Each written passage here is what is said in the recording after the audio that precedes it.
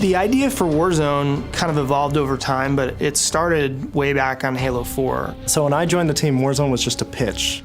It was something floating out there that we wanted to jump on. It was a what if we were able to combine all of the best parts of Halo into one multiplayer mode. It would be awesome. You go online and there'd be people talking, you guys need to build the most epic multiplayer experience. But we knew the challenge it was going to be on us to build a game like this. We knew we wanted to focus on competitive, but we also wanted to create something new. So when Halo 5 came around, we said, let's go after this. Let's make the ultimate Halo toy box. And we really pulled it together into this all new massive mode called Warzone. There you go. Here we go. We're back. Yeah! That was awesome.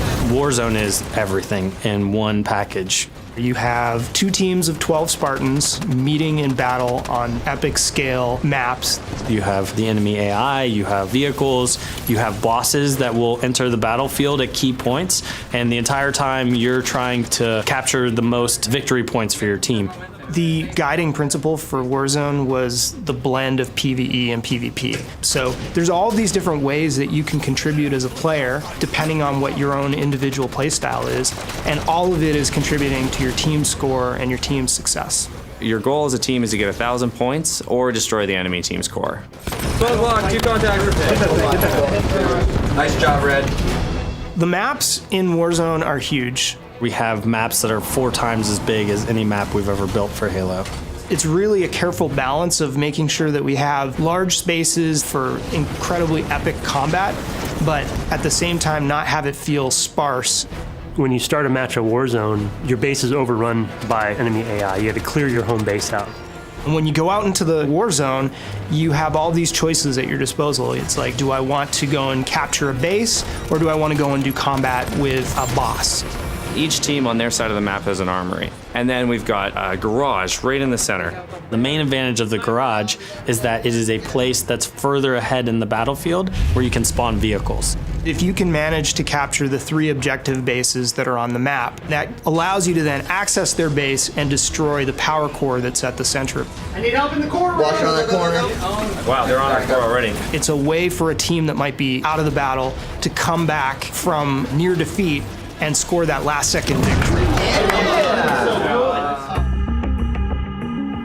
One of the coolest new aspects of Warzone is having these bosses on the battlefield.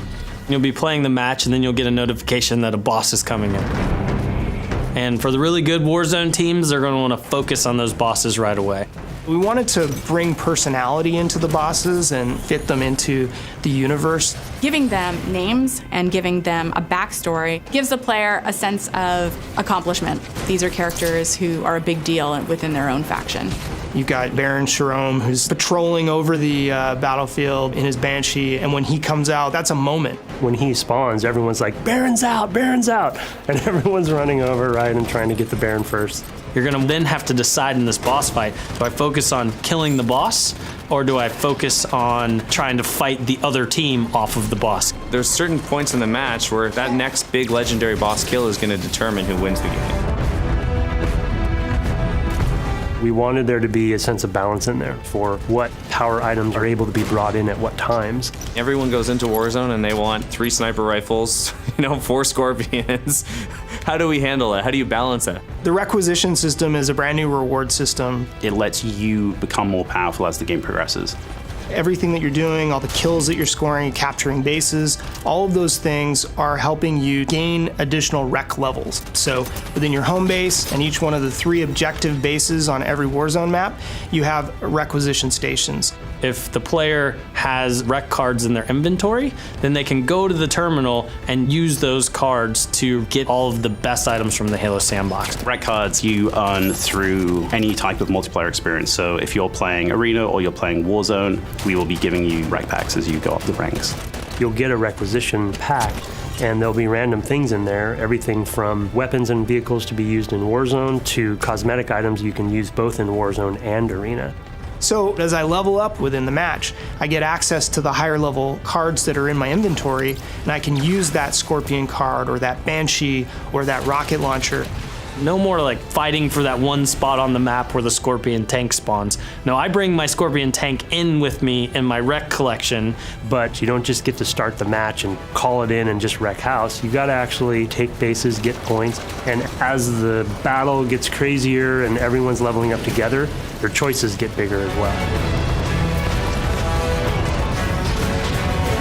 In some ways, Warzone is a Halo player's dream because it's bringing together all the best parts of Halo in one multiplayer experience. We want to make sure that Warzone has something for everyone in there. If you want to defend a base, you can do that. You want to go after the biggest and baddest bosses and work with a few teammates, you can do it. If you want to protect your teammates from afar with a sniper rifle, and if you want to fly a vehicle around, you can do that in Warzone. It's this crazy mode where anything is possible. It really just feels like you have jumped into a hot zone. Dudes are running in, there's rockets flying everywhere, and it's just total chaos. When we see the Banshees, the Scorpions, and the Mantises all out in the battlefield and everything is going bananas, that is my favorite part of Warzone. I can't even tell you how exciting it is.